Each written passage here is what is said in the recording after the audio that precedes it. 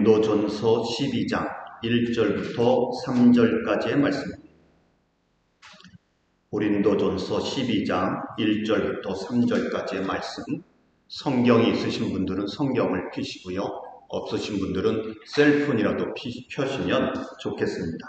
제가 3절까지만 공독을 할 거지만 12장 전체를 다 보면서 오늘 은사에 대한 말씀을 좀 보려고 합니다. 고린도전서 12장 1절부터 3절, 신약성경 277페이지입니다.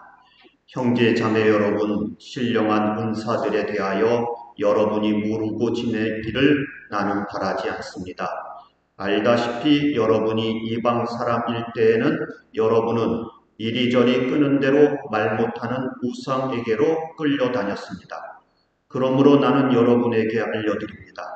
하나님의 영으로 말하는 사람은 아무도 예수는 저주를 받아라 하고 말할 수 없고, 또 성령을 힘입지 않고서는 아무도 예수는 주님이시다 하고 말할 수 없습니다. 아멘. 여러분들 그 주변에 혹은 신앙생활 해오면서 방언하는 분들을 보신 적 있습니까? 예언하는 분을 보신 적 있나요? 혹은 병 고치는 분을 보신 적 있습니까?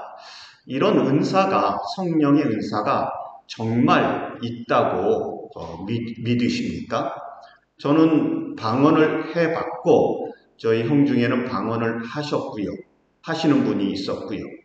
또 제가 아는 목사님 중에는 치유의 은사가 있었다고 하고요.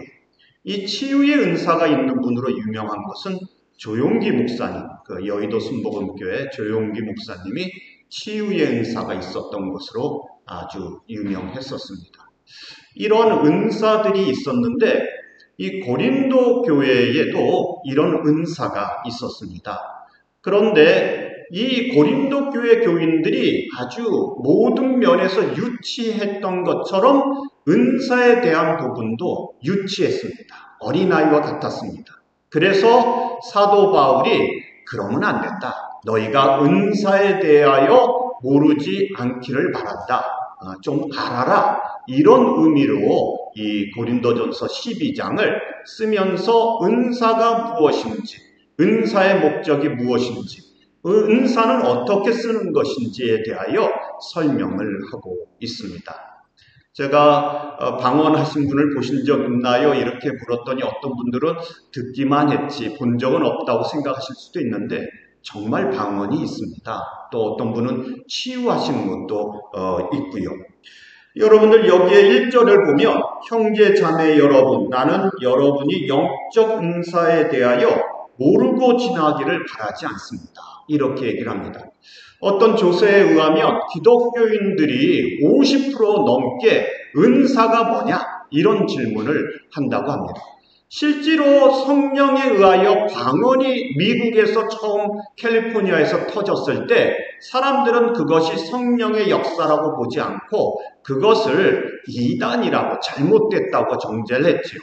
그래서 그 사람들이 자리를 잡고 이게 성경적인 것이라고 확인하고 나서 그런 은사를 중요하게 여기는 교단이 하나님의 성에, 지금의 한국적으로 말하면 순복음교회가 등장을 하게 되어지는데, 이 은사만을 강조하며 살아가는 게 중요한 것이냐, 어떻게 써야 되는 것이냐, 교육이 필요하다고 얘기하는 겁니다.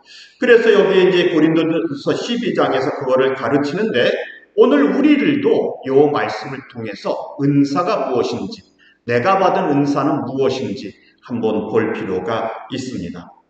여러분 먼저 봐야 될 것은요, 왜 사람들이 은사에 대하여 잘 모르나? 첫 번째는 은사가 뭔지를 모릅니다. 은사란 무엇일까?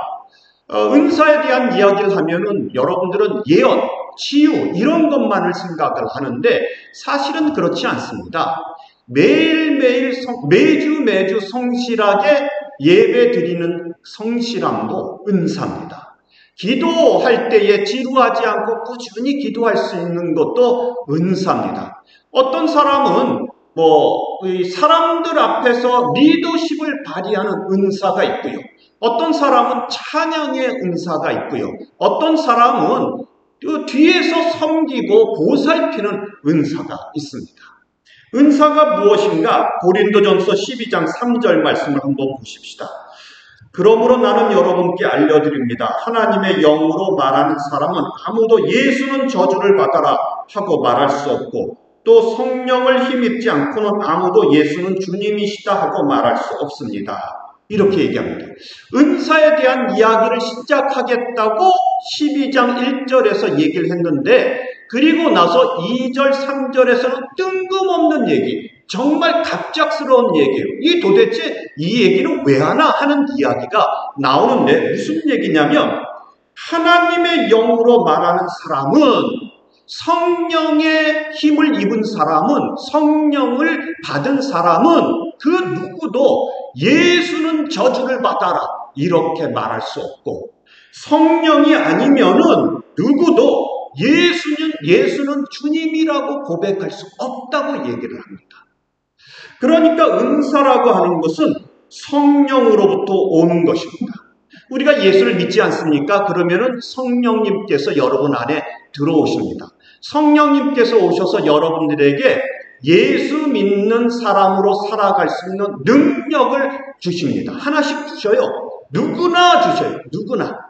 그래서 예수 믿는 순간 성령을 받고 성령으로 말미암아 능력을 받습니다. 그러면 이 능력은 언제 사용할까요? 우리가 사명을 이루어 가는데 이 능력을 사용합니다. 그러면 우리에게 주어진, 기독교인들에게 주어진 사명이 뭔가요? 사도행전 1장 8절, 성령이 너희에게 임하시면 너희가 권능을 받고 예루살렘과 온 유대와 사마리아와 땅끝까지 이르러 내 증인이 되리라. 성령이 너희에게 임하시면 너희가 권능을 받고, 여러분, 이 권능이 모든 은사를 말하는 것은 아니지만 은사가 이 권능 중에 들어 있습니다. 성령이 너희에게 임하시면 은사가 나타나게 되어져 있다는 것이죠. 성령을 받고 은사가 나타나면 증인이 되어집니다. 여기에 이제 1절부터 3절을 한마디로 요약을 하면, 여러분들이 은사에 대하여 알아야지 되는데, 그 은사가 무엇이냐면 예수를 주님이라고 고백하는 능력이라고 이렇게 말을 합니다. 여러분, 이 영적 은사라고 하는 것은 성령으로부터 오는 것이고, 예수를 주로 고백하고 예수님을 높이고 예수님을 증거하는 힘이라고 이렇게 말할 수가 있다는 거죠. 여러분, 우리가 예수를 믿고 그리고 그 신앙생활을 하다 보면 예수님을 높이는 생활을 할 수 있게끔 되어져 있다는 거죠. 성령님께서 여러분 마음에 거하시면 여러분들은 살아가면서 예수님을 높여야 되겠다는 동기가 생기고 마음이 생기고 움직임이 생긴다는 거죠. 성령님께서 우리 마음에 오셔서 우리의 생활을 정비하시고, 그리고 우리가 점점 예수를 높이고 싶어지고 우리가 점점 내 자신을 낮춰지고 싶어 하는 마음이 생기면서 나는 작아지고 예수는 내 마음속에 점점 커지는 놀라운 체험을 하게 되어지는 거죠. 그리고 이 은사를 받은 것을 가지고 자랑하거나 사람들 앞에서 박수받거나 주목받기 위하여 사용하지 않게 되어지는 거죠. 예전에 어떤 은퇴하신 원로 목사님이 젊은 시절에 은사를 받았습니다. 이분이 이제 아프신 분 신방을 가서 기도를 하고 오면 그 즉시에서 낫는 것은 아닌데 돌아오고 나면은 며칠 후에 병이 낫는 겁니다. 그래서 처음에는 사람들이 몰랐어요. 그런데 이런 일이 반복적으로 일어나다 보니까 성도들 사이에, 교우들 사이에 목사님이 오셔서 기도하고 가시면 병이 나, 이런 소문이 돌기 시작합니다. 그런데 이 소문이 믿지 않는 사람들에게까지 넘어가게 돼요. 그래서 믿지 않는 사람들이 이 목사님을 찾아옵니다.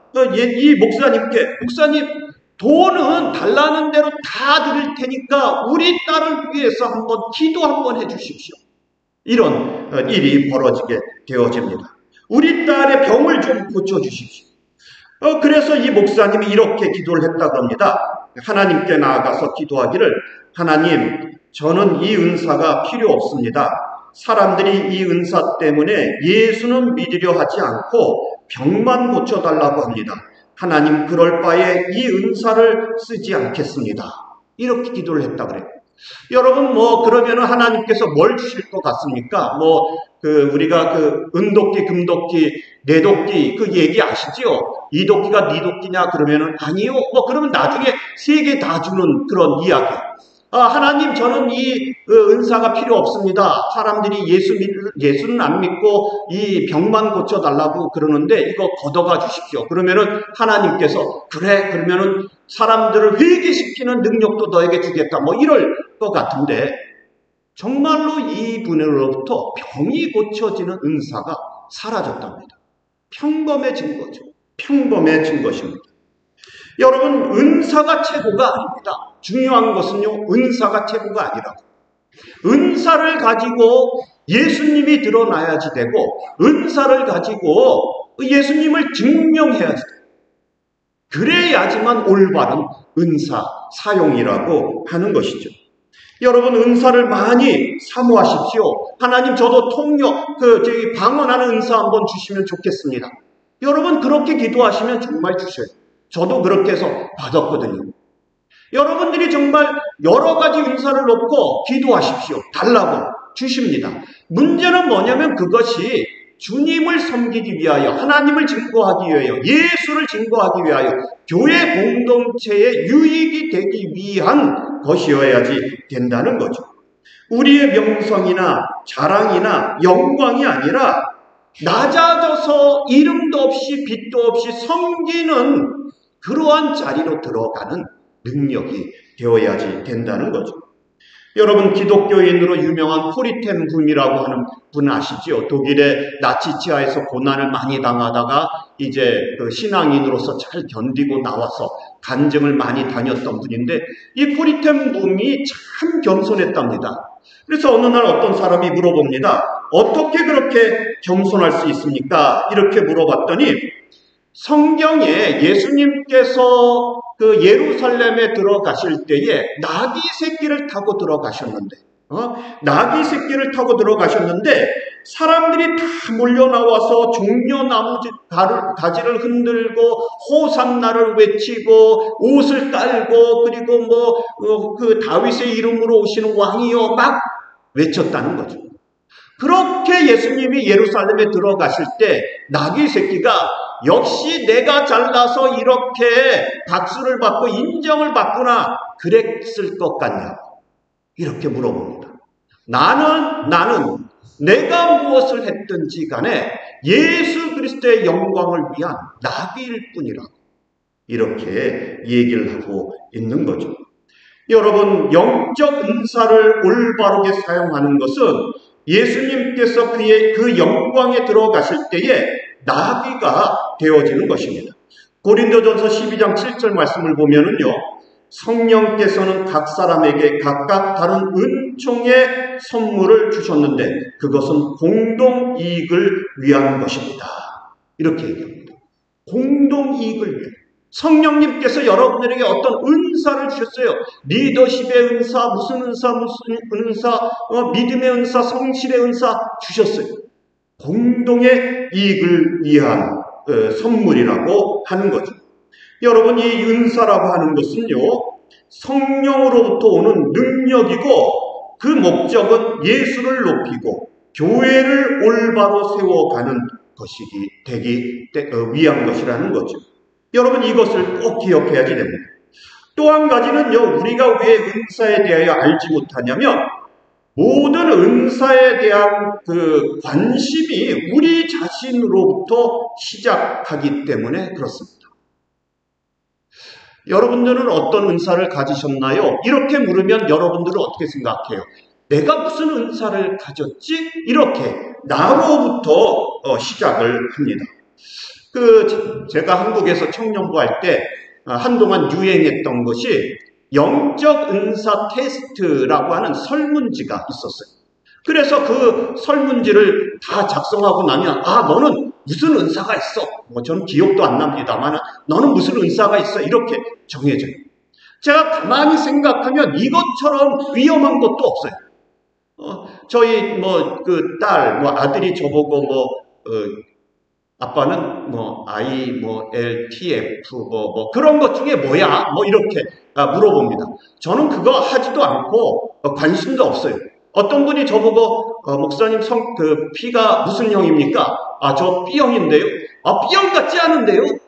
여러분 B형은 꼭 이래야만 되고 O형은 꼭 저래야만 되는 그런 거 있나요? ILTF 이런 거 한다 그래서 성격이 조사가 다 됩니까? 여러분 영적 은사 테스트 키트로 사용한다 그래서 여러분들의 은사가 정해지는 게 아니에요. 여러분 그거는 21세기에 와서 잠깐 유행했다가 사라졌지요. 2000년 기독교 역사 중에서 그것은 나타난 적이 별로 없어요.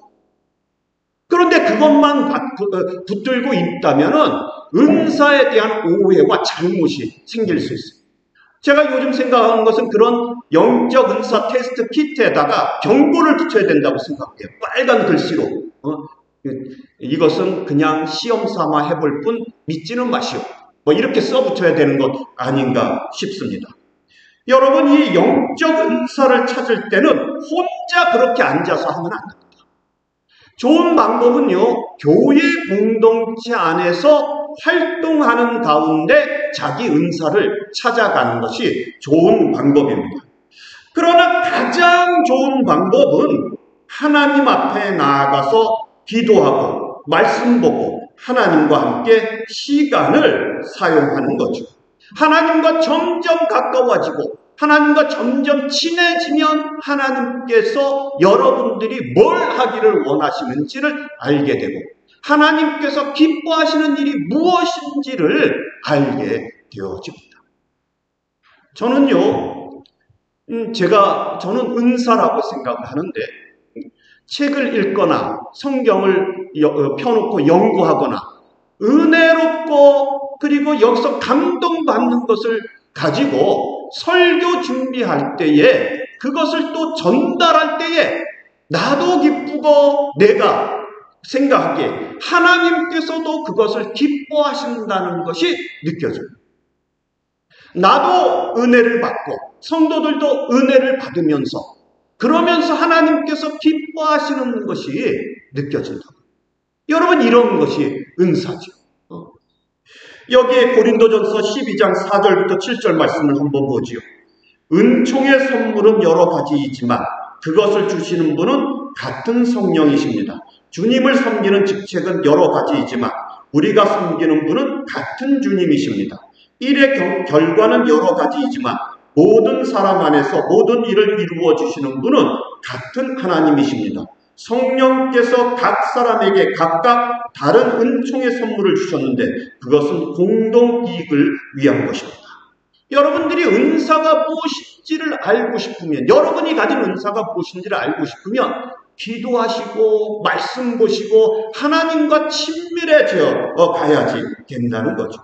그럴 때에 점점 하나님께서 여러분들을 이끄시는 것을 알게 돼요. 그게 무엇이냐면 공동체 이익이 되는 일들을 하도록 하시고 교회의 이익이 되는 일들을 말도 없이 하도록 만들어 가고 계신다는 거죠. 여러분 교회가 여러분들의 뜻으로 여러분들의 원하는 것으로 이루어지는 게 아닙니다. 교회는 하나님이 원하시는 모양으로 하나님께서 원하시는 방향으로 이루어져 가고요. 우리가 그 교회 안에 던져져서 하나님께서 준비시킨 대로 하나님께서 말씀하시는 대로 그 교회에 들어가서 공동체 이익을 위하여 사용되어지는 거죠. 그게 바로 은사가 되어진다는 거죠. 여러분들이 은사를 알고 싶고 은사를 찾기를 원한다면 그러면 하나님께 가까이 가야지 된다는 겁니다. 우리가 은사에 대하여 잘 모르는 또 한 가지 이유는요. 평범한 것들보다는 감각적이고 자기를 나타내는 것들을 주목하고 원하기 때문에 그렇습니다. 이 고린도 교회의 문제가 뭐냐면 은사들을 받은 사람들이 많았어요.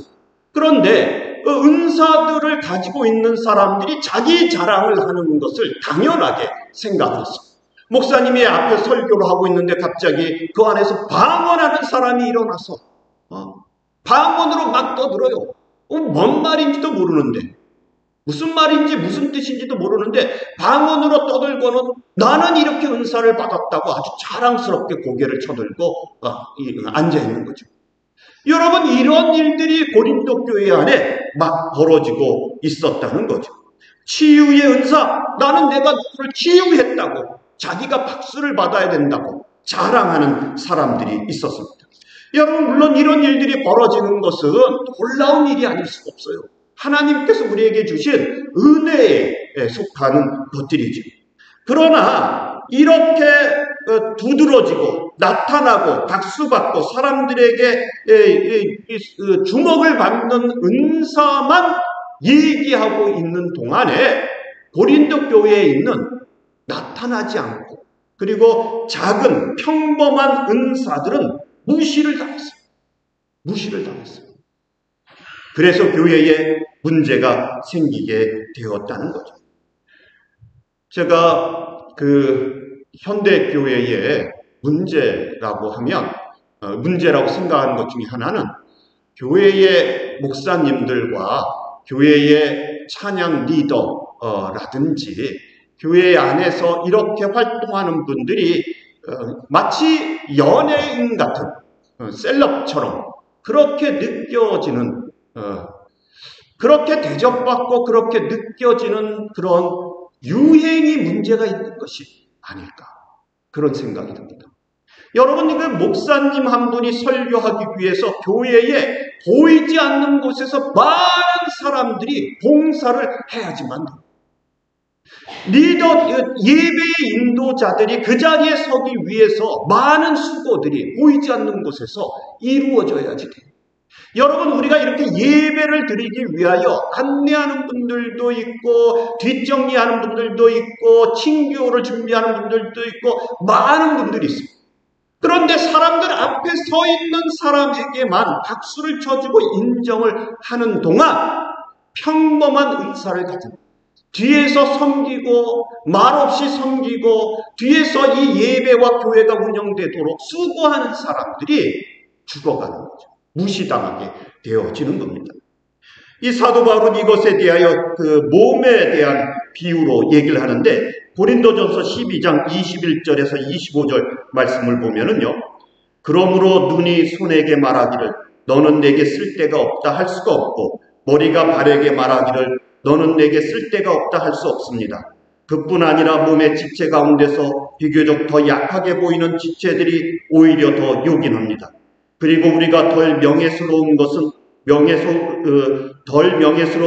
여기는 지체들에게 더 풍성한 명예를 덧입히고 볼품없는 지체들을 더욱더 아름답게 꾸며줍니다.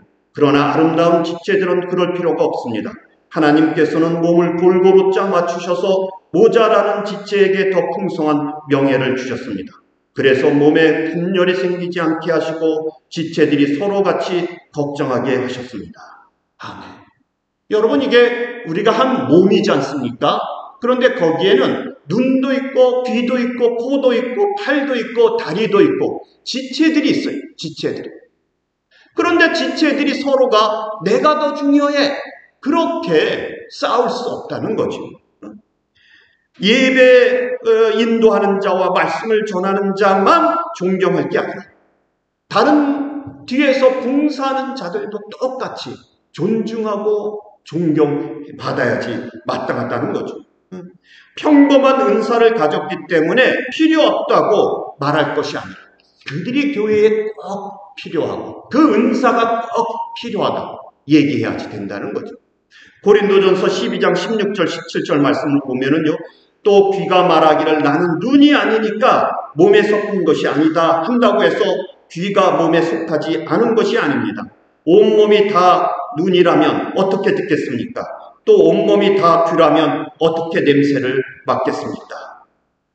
여러분, 큰 교회에서도 일어나고 이 조그만 교회에서도 일어나는 일들 중에 하나가 뭐냐면 어떤 교인들은 나는 이 교회에서 필요 없어. 이렇게 생각하시는 경우들이 종종 있습니다. 종종 있습니다. 나는 필요 없어. 여러분, 이게 또 교회 안에서 이렇게 나는 필요 없어 그렇게 생각하시기도 하고, 어떤 사람들이 그런 은사는 필요 없다고 말하기도 합니다. 이것처럼 위험한 게 없다는 거죠. 세상은 그렇게 말하기도 해요. 필요 없는 사람이라고요. 그러나 교회는, 하나님의 방식은 그렇게 설계되어져 있지 않습니다. 교회는, 예수 그리스도의 몸인 교회는 모든 부분들이 다 필요하고, 모든 부분들이 다 각자의 역할이 있고, 모든 사람들이 다 필요한 겁니다. 나이가 들어서 필요 없고 그런 게 없고요. 너무 어려서 필요 없고 그런 게 없고요. 우리 로한이나 또 가장 연세가 많으신 분이나 다 교회 안에 꼭 필요한 분이라는 거죠. 제가 50대를 넘기고 나서 절대 저는 그런 것을 앓지 않을 거라고 생각했던 질병, 50견이라는 게 한번 왔습니다. 오른팔을 들 수가 없었어. 들 수가. 이게 조금만 움직이면 막 뭐가 찔르는 것처럼 너무너무 아팠어요. 진통제를 먹고 조금 나아진 것 같다가 또 아프고. 어떤 분은 저보고 그러더라고요. 이 팔을 묶어가지고 나무에 걸고 그걸로 탁 주저앉으래요. 그러면 이게 갑자기 탁 펴지면서 낫는다고. 저 그래서 시도를 해보려고 그랬는데 너무 겁이 나가지고 할 수가 없더라고요. 여러분, 이 50견이 와가지고 못 움직여요. 어떤 날은 밥을 먹기도 힘들어서 왼손으로 이렇게 밥을 먹습니다. 어떤 날은 교회 가야지 되는데 옷을 입기가 힘들어가지고 아내의 도움을 받아서 겨우겨우 옷을 껴입고 교회에 오기도 했습니다. 여러분, 만약에 그리스도의 몸인 교회가 한 손이 마비되고 한 손만 기능이 살아있는 상태라고 상상해 보십시오. 한 손이 마비가 됐어요. 안 움직여요. 움직이기 힘들어요. 한 손만 기능을 하는데 이 손을 도와서 밥을 먹고 일을 해줘야 되는데 이 손이, 그거는 오른손이 할 일이잖아. 왜 내가 그 일을 해야 돼? 그리고 도와주지를 않아요. 가만히 있어요. 여러분, 이런 것이 정상적인 몸입니까? 우리가 몸에 질병이 오고 불편한 일이 생기고 손이 움직이기 힘들어도 정상적인 몸이라면 다른 지체들이 도와서 몸이 움직일 수 있도록 도와주는 거죠.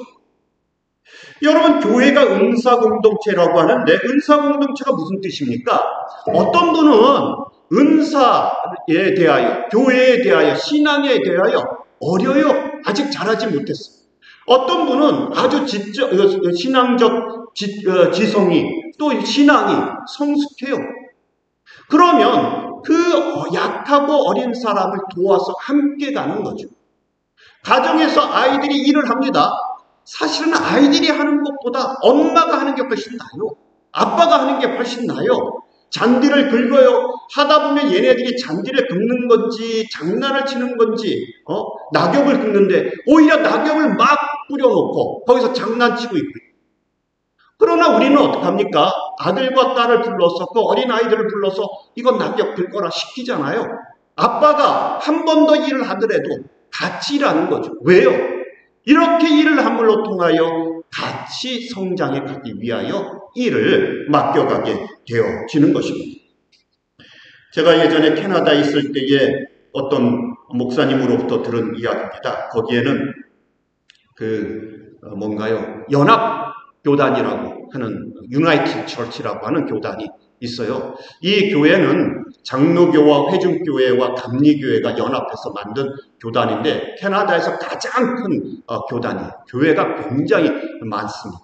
그러다 보니까 목사님이 항상 부족하거든요. 그래서 한국에서 공부하러 온 목사님들이 쉽게 그 교단에 들어가서 목회를 합니다.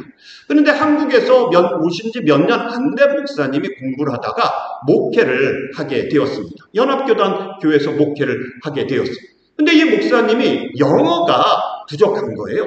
그리고 이제 목사는 되었는데 영어로 설교하고 영어로 기도를 하고 영어로 예배를 인도해야 되는데 그게 어려운 거죠. 그래서 그 교회에서 이 목사님을 청빙을 하고 그리고 교회의 그 지도자 중에 한 분이 와서 매주 예배 전에 예배 드리는 주일 전에 목사님과 만나서 그 설교와 기도와 예배 인도하는 것에 대하여 같이 연습을 해요. 영어로. 훈련을 해요. 같이 영어로. 그렇게 한 해, 두 해, 3년 이렇게 지나가면서 이 목사님이 이제 예배 드리고 설교하는데 아주 능숙해졌어요. 그리고 이제 혼자 할 수 있을 때쯤 해서 자기 영어를 봐준 그 교회 평신도를 만나서 식사를 하면서 물어봅니다. 나를 이렇게 수고하고 도와줬는데 이렇게 어려우면 다른 목사님을 청빙하거나 그래도 될 텐데 이렇게까지 하느냐고 물어봅니다. 그러자 그 평신도가 이렇게 대답을 하더랍니다. 목사님, 교회 교인들 중에 누군가 다리가 불편해서 휠체어를 타면 우리가 휠체어를 밀어줍니다. 목사님이 만약 다리가 불편하신 분이었으면 우리가 휠체어를 밀어들었겠죠. 그러나 목사님은 다리가 불편하신 것은 아니지만 영어가 부족하시니 우리가 영어에 대하여 도움을 드린 겁니다. 우리는 교회 안에서 한 공동체이기 때문에 이렇게 도와드리는 것이 당연한 것이지요. 이렇게 대답을 했다는 것이죠. 여러분, 교회 안에 필요 없는 사람이 없고요. 교회 안에 나는 필요 없어 이렇게 말해서는 안 되는 그런 것이죠. 우리가 정말로 말하는 것은 내가 이 교회 안에서 무엇을 할 수 있을까 이렇게 생각하고 내가 할 수 있는 일들을 찾아서 함께 일을 하며 성장해 가는 거죠. 만약에 어떤 분들이 누구는 필요 없어 혹은 나는 필요 없어 이렇게 말한다면 그 사람은요 하나님보다 자기가 더 똑똑하다고 생각하는 겁니다. 하나님께서 교회를 설계하시고 만드셨을 때에 모양이 서로가 부족한 것을 채워주고 보완해주고 협력하면서 함께 성장해 가라고 만드신 거죠. 교회는 경쟁 관계가 아닙니다. 보완 관계. 서로가 서로의 부족한 면을 보고 보완해주고 함께 성장해 가는 거죠. 어떤 분은 많이 성장했어요. 그렇게 혼자 자랐다고 성장한 게 아닙니다. 정말 성장한 분은 옆에 자라지 못한 성도들을 돌아보고 그들을 키워주고 세워주면서 그러면서 성장하는 것이 정말로 성장하는 것이 되어진다는 거죠. 여러분, 이런 일들을 위해서는 이 인내가 필요합니다. 참아야지 됩니다. 자존심이 상할 때도 있습니다. 그러나 서로가 한 몸이라고 하는 것을 생각하면서 경쟁하는 게 아니라 보완해줘야 된다고, 협력해야지 된다고, 세워주고 부족한 부분을 채워줘야 된다는 것을 깨달아 알면서 온 몸에 대한 생각을 가지고 자기 자신을 보고 온 몸에 대한 생각을 가지고 다른 사람을 보면서 함께 가야지 그게 정상적인 몸이라고 하는 거죠. 그런데 이 부분에 대해서 보려고 하면은요, 갈라디아서 6장 4절 말씀이 우리들에게 좀 문제가 됩니다. 갈라디아서 6장 4절 말씀에 이런 말씀이 있습니다. 각 사람은 자기 일을 살펴보십시오. 그러면 자기에게는 자랑거리가 있더라도 남에게는 자랑할 것은 없을 것입니다. 협력하고 도와주고 하나가 되어야 된다고 하는데 여기에 보면은 각 사람은 자기 일을 살펴보십시오. 이렇게 각 사람은 자기 일을 살펴보십시오. 이 말의 뜻은요, 우리가 온전한 몸이 되어졌는데 그렇다고 해서 다리가 팔의 역할을 할 수가 없고 팔이 눈의 역할을 할 수 없다는 거죠. 여러분들 각자의 임무가 있어요. 각자의 임무가. 그래서 각자의 고유한 임무를 가지고 자기 일을 감당해 가야 되는 것이고, 뭔가 문제가 생기면 다른 사람의 짐을 짊어질 뿐 아니라 보완해주는 역할을 합니다. 보완해주는 역할을. 또 다리가 부러지거나 팔이 문제가 생겼을 때면 그 결선, 그 문제가 있는 것들에 대하여 다리가 부러졌을 때 팔이라도 온전해야죠. 팔이라도. 목이라도 온전해야죠. 다리가 부러졌으니까 다른 것들이 다 아무것도 안 한다고 그럴 수 없다는 거죠. 그렇게 되어서 결손 부분을 보충해 가는 것, 이것이 소중한 사역이 되어진다는 것입니다. 여러분, 교회의 가장 중요한 것은요, 한 사람이 2가지, 3가지 일을 하는 게 아닙니다. 묵묵히 말없이 출석하고 교회에 와서 앉아있고, 그리고 사람들이 일할 때도 묵묵히 참여해 주는 것이 굉장히 대단한 일이라고 하는 거죠. 여러분, 어떤 사람들은요, 일을 하지 않고 돌아다녀요. 말만 많고 비평하고. 여러분, 이런 일은, 그렇게 돌아다니는 일은 피와 신경이 하는 일입니다. 우리가 할 일이 아닙니다. 우리가 할 일이 아니에요. 피와 신경은 어디서부터 오냐면은 머리로부터 명령을 전달하는 건데, 그거는 예수님이 하신 일입니다. 예수님. 자기 할 일을 하지 않고 예수님이 해야 될 일을 자기 일처럼 막 하고 다니는 거죠. 어디에 있든지 무엇을 하든지 자기의 본분 가운데 머물러 있는 사람들이 있는 곳이 건강하고 그리고 발전하게 되어진다는 거죠. 마지막으로 한 가지만 더 보면은요, 우리가 이렇게 은사를 모르는 이유는 가장 좋은 은사가 있다는 것을 모르고 이렇게 방언하거나 이런 것들만 쫓아다니기 때문에 그렇습니다. 여기에 고린도전서 12장 30절 31절 말씀을 함께 보죠. 모두가 병 고치는 은사를 받은 사람이겠습니까? 모두가 방언으로 말하는 사람이겠습니까? 모두가 통역하는 사람이겠습니까? 그러나 여러분은 더 큰 은사를 열심히 구하십시오. 내가 가장 좋은 길을 여러분에게 보여드리겠습니다. 이제 여러분들이 방언이나 병 고치는 것이나 예언이나 그런 은사들이 많은 것이 있는데 다 모든 사람들이 그걸 할 수 있는 것은 아니고, 그러나 가장 좋은 은사, 가장 우리가 쫓아가야 될 은사를 보여주고 가르쳐 줄 텐데, 그것이 무엇이냐? 고린도전서 13장 1절이요. 내가 사람의 모든 말과 천사의 말을 할지라도 내게 사랑이 없으면 울리는 징이나 요란한 꽹과리가 될 뿐입니다. 그러면서 사랑장으로, 사랑장으로. 여러분, 사랑이 모든 은사를 능가하는 은사입니다. 여러분들이 사랑의 은사를 받기를 기도해야지 되는 거죠. 여러분들, 우리가 무슨 은사를 받았다, 여러분 여러분들의 친구나 자녀들이 여러분들이 무슨 능력이 있고 은사가 있는지 관심 없어요.